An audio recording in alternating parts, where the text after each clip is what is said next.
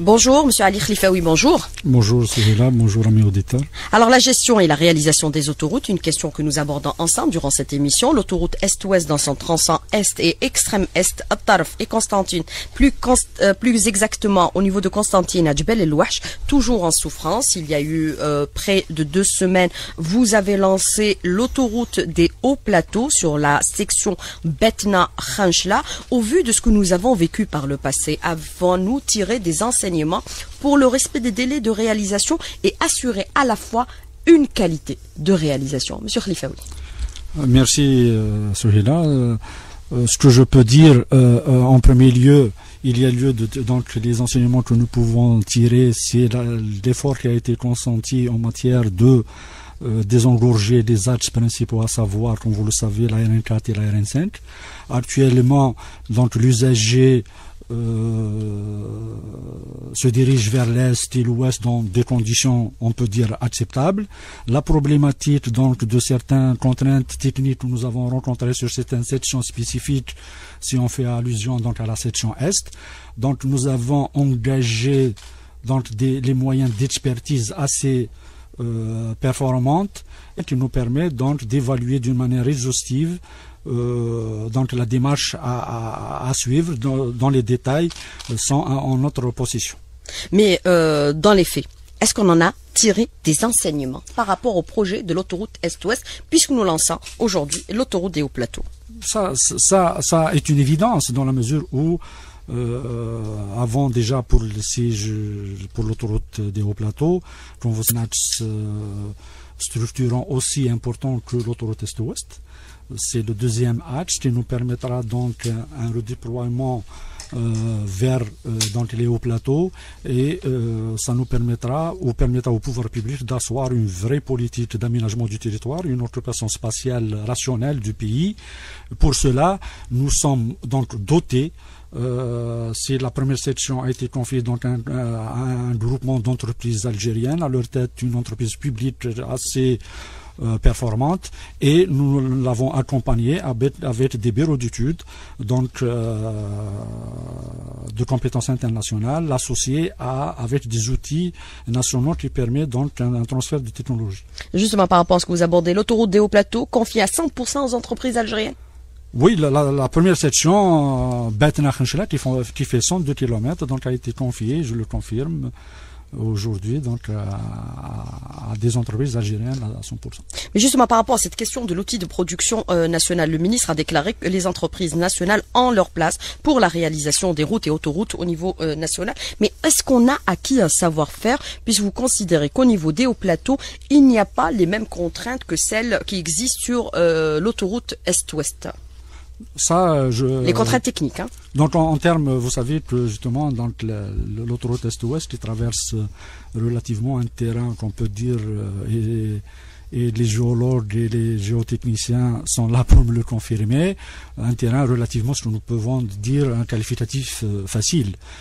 Pour cela, donc premièrement, les études ont été confiées à des bureaux d'études internationaux, donc pour la maîtrise en détail de toutes les données, pour faire un petit peu, je dirais, tirer les enseignements de certains insuffisances que nous avons constatées sur les autres axes, d'une part, et d'autre part, moi je dirais, l'entreprise algérienne a assez de capacité, faut-il lui faire confiance, et je pense à ce qui se passe un peu sur le marché, même l'entreprise algérienne, elle peut faire pour sa gestion, pour son management, appel à une expertise internationale. Mais l'étude, elle a été bien mûrie, bien réfléchie pour éviter par exemple les contraintes techniques que nous avons rencontrées sur l'autoroute Est-Ouest, comme par exemple Djebel el-Ouache que nous allons devoir aujourd'hui contourner. Oui, ça, ce que j'ai dit, donc en termes l'étude, ce que nous avons, la première étude, c'est l'élaboration des avant-projets détaillés qui ont été confiés donc à un bureau d'études international et sera suivi donc des dossiers d'exécution dont le consortium a mobilisé aussi un bureau d'études de capacité intéressante pour pouvoir finaliser non seulement dans les délais et avec la qualité requise. Alors justement, cette autoroute, elle est carrément parallèle à l'autoroute Est-Ouest. Elle traverse 7 wilayas, mais desservira une dizaine de wilayas avec la réalisation de différentes pénétrantes. Est-ce qu'on a fixé les délais de réalisation aujourd'hui pour cette autoroute, Monsieur Khalifaoui?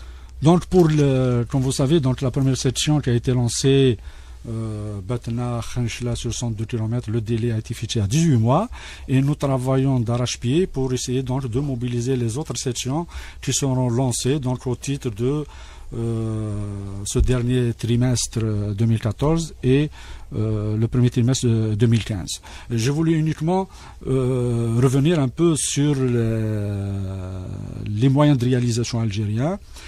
Au titre de 2013-2014, nous avons lancé une quinzaine d'axes, donc entre justement la section de l'autoroute des hauts plateaux, avec ce que nous appelons aussi la quatrième rocade Khamis Miliana Bourj Bouariraj et les différentes pénétrantes. Nous avons le linéaire global, on peut l'évaluer à 850 km, avec la mobilisation de 68 outils de réalisation dans 55 entreprises algériennes. Il y a donc l'apport de 13 entreprises étrangères. Pour vous dire que la place a été bien réservée, donc la place à l'outil algérien est bien préservée. Alors, cette autoroute, combien va-t-elle coûter? Est-ce qu'elle va coûter moins que celle que l'autoroute Est-Ouest? Oui, en termes, en termes donc évaluation des terrains traversés, vous savez que le coût est relatif d'une section à une autre. C'est en fonction des travaux spécifiques que nous réalisons, ou en fonction des ouvrages spécifiques, à savoir si nous réalisons donc des tunnels, des viaducs et des ponts. Ce n'est pas le même coût que si sur, je dirais, une section courante où il y a un mouvement de terre très réduit.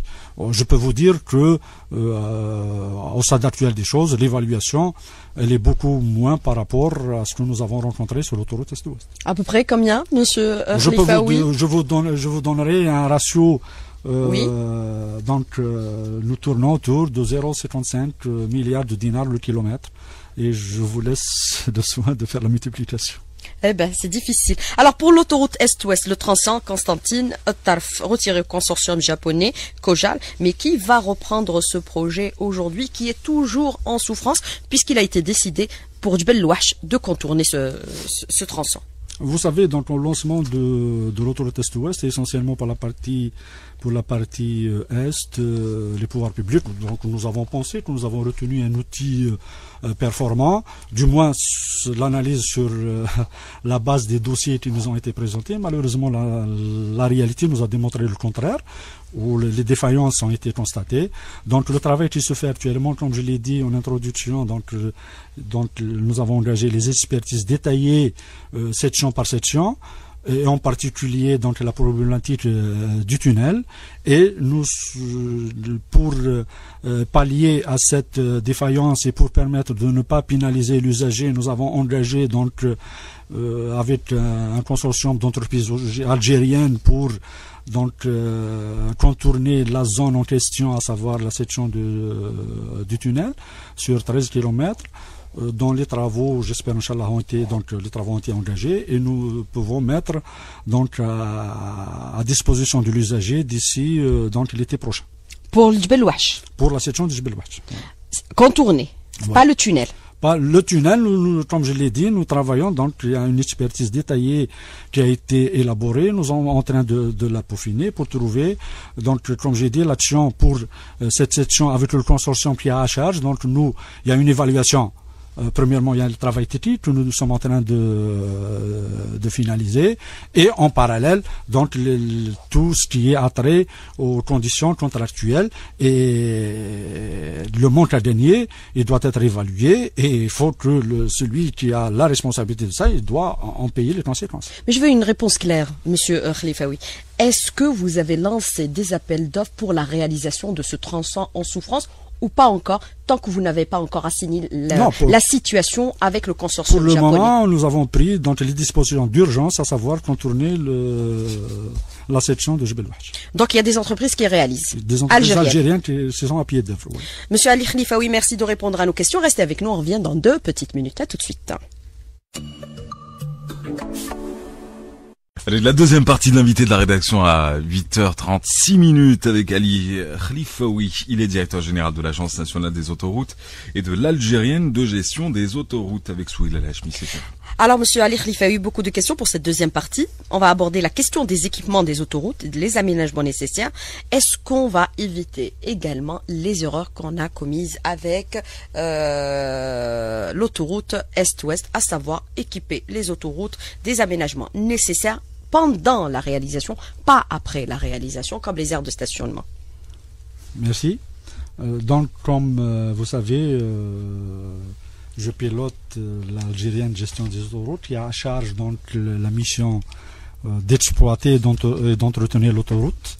Les autoroutes et en premier lieu donc l'autoroute Est-Ouest. Pour cela, nous avons engagé donc une action d'équiper l'autoroute pour la doter de moyens d'exploitation modernes. Et pour cela, nous avons donc lancé les travaux en avril 2014. La section de l'autoroute Est-Ouest a été subdivisée en 3 régions, de 3 sections géographiques, l'Est, le Centre et l'Ouest. Les travaux ont été confiés à des consortiums algéro-étrangers et nous avons associé essentiellement le partenaire étranger, essentiellement pour le segment équipement, dont nous n'avons pas d'expérience requise en la matière.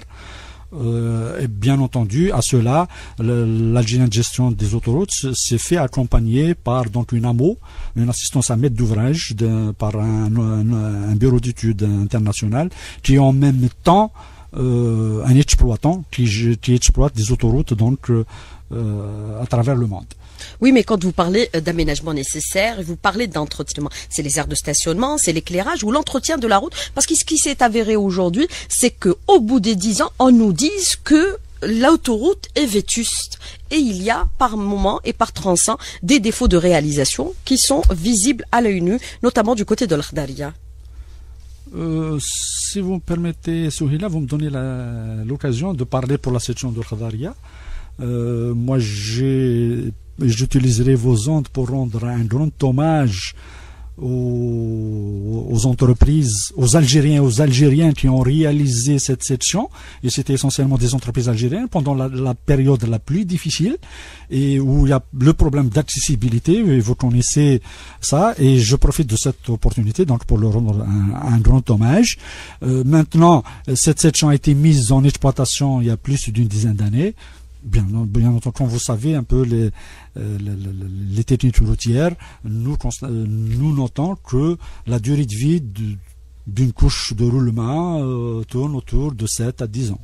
Oui, mais est-ce qu'au bout de 10 ans, une autoroute est vieillissante, puisqu'il y a des nids de poules qui sont constatés, des défauts de réalisation? Comment doit se faire à ce moment-là l'entretien? Est-ce que c'est pas aussi, par exemple, un problème de réalisation à la base? Non, comme je l'ai dit, en termes d'entretien, ce qui a été engagé donc par l'Algérienne de gestion des autoroutes, c'est de doter l'Algérienne d'un système d'exploitation moderne où l'exploitation se fait en temps réel. Pour cela, je vais donner à titre d'illustration uniquement en quoi ça concerne ces aménagements que nous avons lancés. Rapidement. C'est la réalisation de 48 gares de péage, avec associé à 7 gares de péage en pleine voie, avec 22 centres d'entretien et d'exploitation. Et je vais donc vous donner un peu les équipements qui seront donc associés à ces infrastructures. Donc vous avez tout un réseau optique, donc un réseau multitubulaire qui nous permet donc d'asseoir une gestion,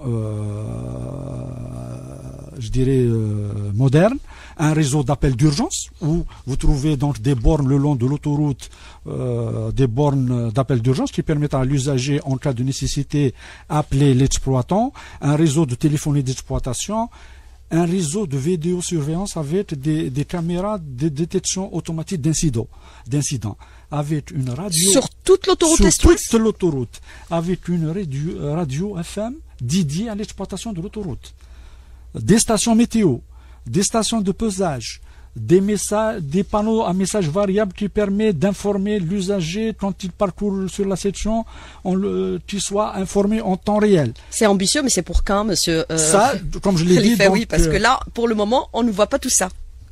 Les travaux, comme je l'ai dit, donc on les a lancés en avril. Les délais tournent autour de 18-23 mois. Et nous avons fixé comme délai fin 2015, Inch'Allah, les travaux seront achevés. Alors vous parlez de 48 gares de péage. Le péage, c'est pour quand, pour l'autoroute Est-Ouest? Est-ce que vous avez fixé aussi les montants, monsieur Khalifaoui? Pour le péage, il ne peut se faire qu'une fois, donc l'achèvement des travaux. D'une part, d'autre part... Pas avant 2015, donc. Donc, fin 2015. Pour ce qui est de péage, nous avons, comme vous savez, nous avons adopté un système de péage, un système fermé, qui permet à l'usager, donc, quand il rentre sur l'autoroute, il trouve une gare, il retire son ticket, il paye à la sortie, cela veut dire il paye le linéaire réellement parcouru, d'une part. D'autre part, pour moi j'anticipe un peu sur votre question, pour le prix du ticket, donc nous avons lancé, et l'ouverture des prix se fera début décembre, donc une étude financière qui nous permettra de définir donc le prix économique, bien entendu, qui sera soumis à la décision du pouvoir public, qui vont arrêter une fois pour toutes donc le prix réel que l'usager doit payer. Pour cela, nous avons adopté même les différents modes de paiement, ce qu'on nous trouve un petit peu à travers le monde. Le paiement par espèce, je pense que pour le moment les Algériens, c'est... On n'a pas de carte pour le paiement? Oui, mais il sera donc, il y a les paiements par carte bancaire, les abonnements de télépéage, abonnements de carte. Donc nous allons adopter tous ces systèmes qui permettront de faciliter l'accès aux usagers.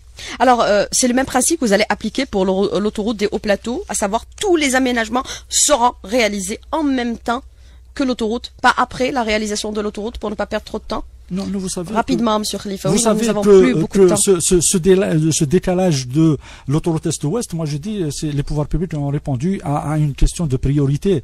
Et comme je l'ai dit, si je vous réponds par une question, imaginez la circulation sur la RN4 et la RN5, cela veut dire quand vous partez sur Bouira, quand vous partez sur Ain Defla, sans l'existence de l'autoroute actuellement. Ça serait le chaos.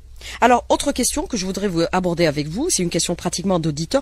Pourquoi ne pas envisager, par exemple, des autoroutes à 4-5 voies? Vous savez, pourquoi rester à 3 voies, sachant que le parc automobile est en pleine croissance en Algérie? Oui, rapidement. Ça c'est, vous savez que techniquement tout est faisable. Néanmoins, il faut ramener ça au coût.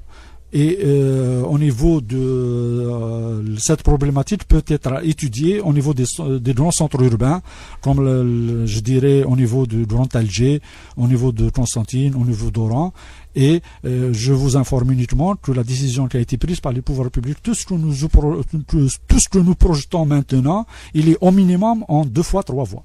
Alors, autre question. Alors, l'autoroute des hauts plateaux, c'est 1030 km. Celle de Est-Ouest, c'est 1216 km. Est-ce qu'aujourd'hui, on envisage carrément une boucle nord-sud pour relier tous les pays au réseau routier? Oui, comme je l'ai dit, l'objectif c'est d'avoir donc la finalisation des 2 autoroutes dans la même logique, et ça rentre dans le cadre du schéma directeur de développement des autoroutes qui s'inscrit lui-même dans le schéma national d'aménagement du territoire. C'est de permettre donc un vrai maillage. Que la priorité a été accordée pour le moment, c'est le raccordement des différents ports et les grands centres urbains à l'autoroute Est-Ouest, qui sera poursuivi par des raccordements à l'autoroute Est-Ouest. Bien entendu, sans oublier l'aménagement de la transaérienne en voie à grande capacité. À grande capacité, où les travaux ont été lancés de Chifa à Borwadia, où l'autoroute, la transaérienne, donc on mettra un aménagement en 2 fois 3 voies. Alors, autre question, ça sert à rien, certains considèrent, de réaliser des autoroutes si on ne réalise pas aussi les pénétrantes pour relier ces grains de route au centre économique, c'est-à-dire au port, aéroport. Est-ce que tout ça a été bien fait et réalisé? Et combien ça coûte finalement la réalisation de tous ces projets ambitieux au niveau de votre département ministériel?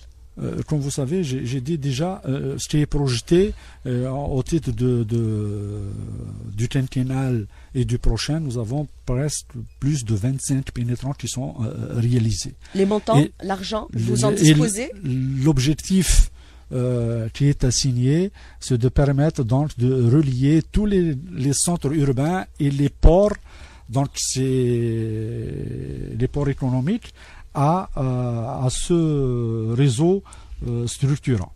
Maintenant, pour les coûts, comme je l'ai dit, je laisserai